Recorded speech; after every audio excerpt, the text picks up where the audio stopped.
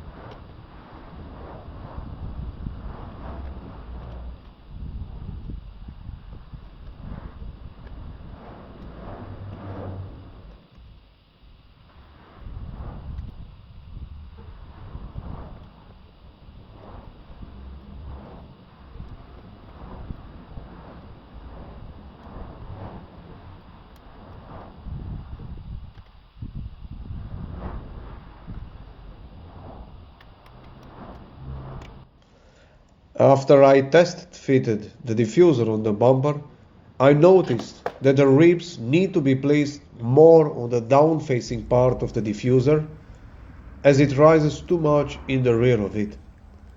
Following up, I will have to tear down a second stock diffuser for this project.